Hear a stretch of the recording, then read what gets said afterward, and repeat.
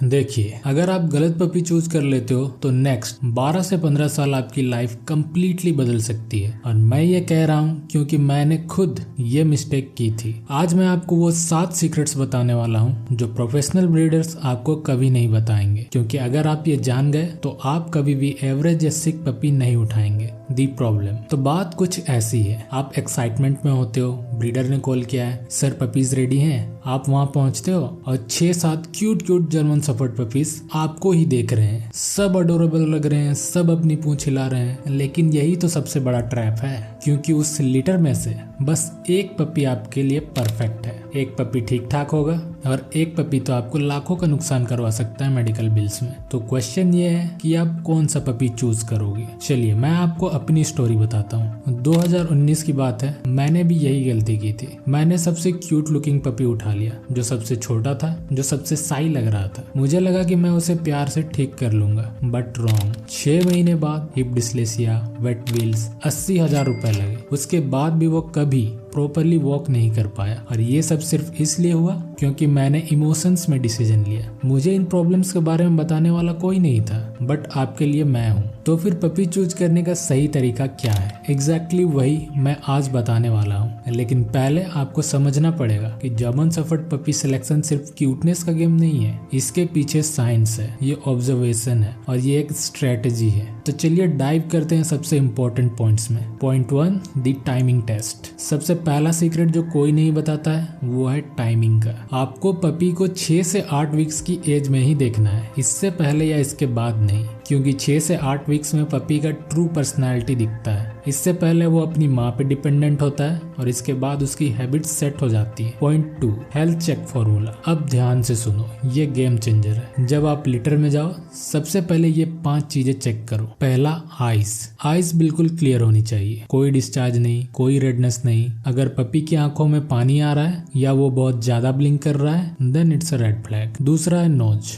Wait and cold होना चाहिए। Dry knows का मतलब है पोटेंशियल फीवर या डिहाइड्रेशन। तीसरा है कोट, साइनी एंड स्मूथ होना चाहिए। अगर बॉल्ड पैचेस हैं या बहुत ज्यादा स्क्रैचिंग कर रहा है, देन स्किन इन्फेक्शन हो सकता है। चौथा है बेली, थोड़ा राउंड होना चाहिए लेकिन बहुत ज्यादा फूला हुआ नहीं। अगर बेली बहुत ज्यादा बड़ा है तो उसमें वॉर्म्स हो सकते हैं। पांचवा है मूवमेंट, ये सबसे इम्पोर्टेंट है और मैं आपको एक सीक्रेट टेस्ट भी बताऊंगा जो प्रोफेशनल्स यूज करते हैं। पर पहले आपको एक और बात समझनी होगी जो हेल्थ से भी ज्यादा इम्पोर्टेंट है। Point 3, temperament. देखिए, अगर आप सोच रहे हो कि सबसे एक्टिव पपी ही सबसे बेस्ट पपी है तो आप गलत हो। अगर टेम्परामेंट की बात करें तो आपको एक बैलेंस पपी चाहिए और ये चेक करने का एक प्रूवन मेथड है, दी टेम्परामेंट ट्रायंगल। टेस्ट 1, दी क्लैप टेस्ट। अपने हाथ से तेज आवाज करो। एक अच्छा पपी थोड़ा अलर्ट होगा, क्यूरियस दिखेगा लेकिन पैनिक नहीं करेगा। अगर वो भाग गया या कोई रिएक्शन ही नहीं दे रहा, मतलब कुछ तो प्रॉब्लम है। दूसरा test, the play test. Litter में से देखो कौन मॉडरेटली एक्टिव है, जो सबसे ज्यादा एग्रेसिव है या जो बिल्कुल कॉर्नर में छुपा हुआ है। उन दोनों को अवॉइड करो, आपको मिडिल वाला चाहिए। तीसरा टेस्ट, दी ह्यूमन टेस्ट। पपी को अपनी गोद में लो। अगर वो बहुत ज्यादा स्ट्रगल कर रहा है, इट मीन्स वो डोमिनेंट पर्सनालिटी का है, और अगर वो बिल्कुल रिलैक्स है और आपको लिक कर रहा है, then it's a perfect choice for you.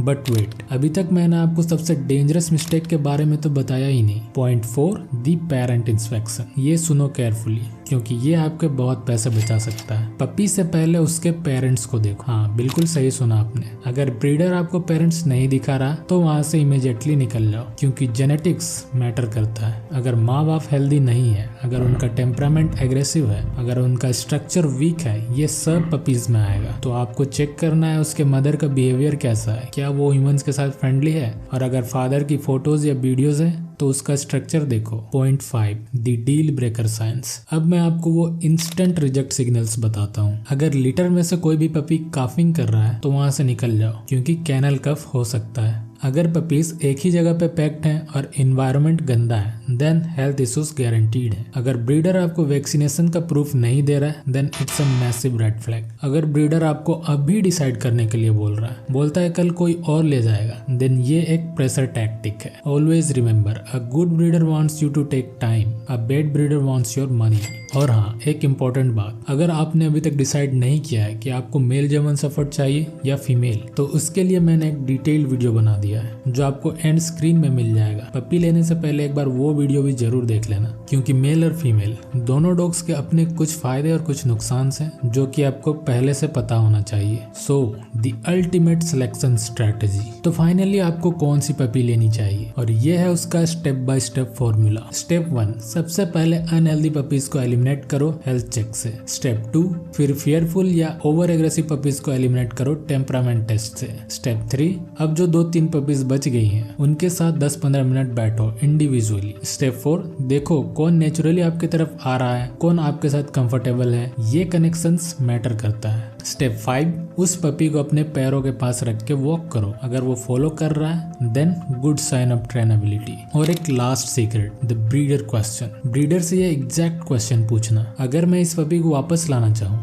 1 महीने में अगर इसे सीरियस हेल्थ इश्यूज आए तो क्या आप रिफंड या रिप्लेसमेंट दोगे? अगर उसका जवाब यस है देन ग्रीन फ्लैग। अगर वो हेजिटेट करे देन थिंक ट्वाइस, क्योंकि एक कॉन्फिडेंट ब्रीडर हमेशा अपने पपीज के लिए स्टैंड करेगा। देखो दोस्तों, right German shepherd puppies choose करना सिर्फ एक डॉग लेना नहीं है, ये एक फैमिली मेंबर चूज करना है जो अगले 12 से 15 साल तक आपके साथ ही रहेगा। वो आपके घर की सिक्योरिटी करेगा, आपके बच्चों का बेस्ट फ्रेंड बनेगा, आपकी सुबह की वॉक्स का पार्टनर बनेगा। तो प्लीज इमोशन से नहीं, इंटेलिजेंस से डिसाइड करो, क्योंकि जब आप सही पपी चूज करते हो, ट्रस्ट मी, वो कनेक्शन, वो बॉन्ड जो बनता है वो प्राइसलेस है। तो कमेंट करके बताओ पपी लेने का सही एज मैंने कितना बताया, और इस वीडियो को उनके साथ शेयर करो जो जर्मन शेफर्ड लेना चाहते हैं। And don't forget to like and subscribe.